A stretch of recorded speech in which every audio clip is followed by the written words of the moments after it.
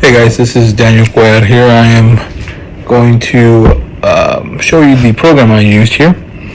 This one is called Jeopardy Labs, and I chose it because I like the game Jeopardy, and I think it'd be a fun thing to play with the kids in class.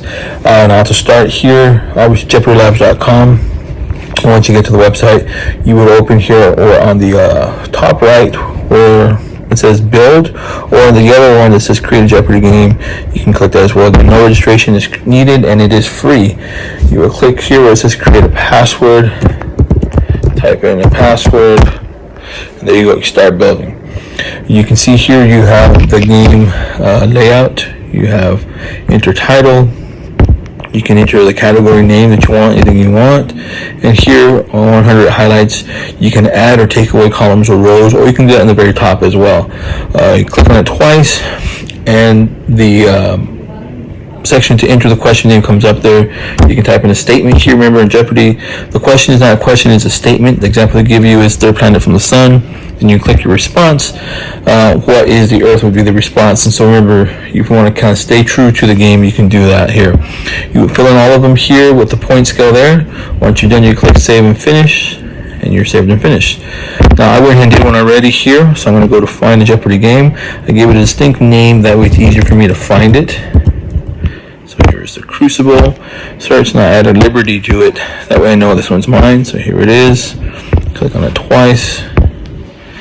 And so now let's say you have a class of 20 kids. So you make 4 teams of 5. You can select them on teams that you want. You hit continue. And there you go. Now you start. Now I already done this earlier. So Act 2, question 2 had already been taken through it. So let's say we click on that one. They say Act 2 for 200 points. Here you can change the team names.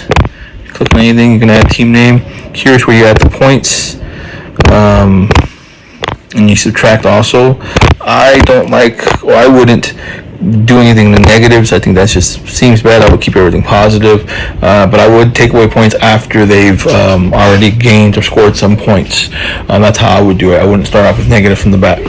So save the Elizabeth Proctor from being accused as a witch. That is the first question that's being asked. You would give kids time to answer the question. They answer the question here, so what you would do is you hit space, and space reveals the correct answer. Who is Mary Warren?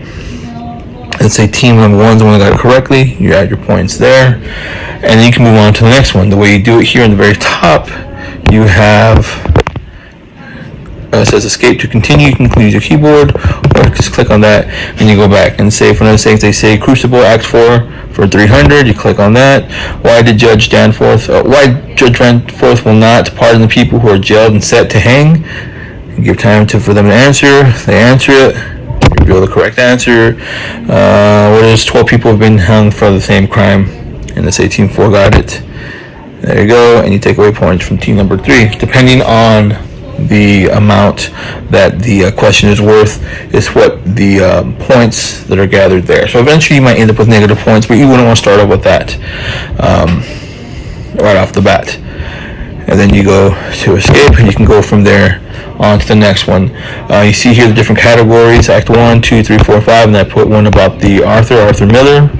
You can make them funny, make them simple, it's up to you. Pretty straightforward, very easy.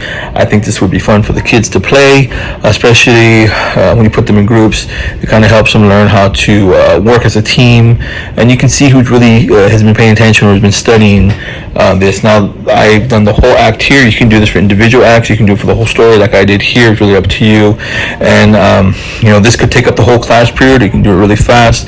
So either way, they would be learning, they're interacting, and I think it's still a fun way to do it. So that is my program that I chose, Jeopardy Labs. Hope you enjoyed it. I think it's fun.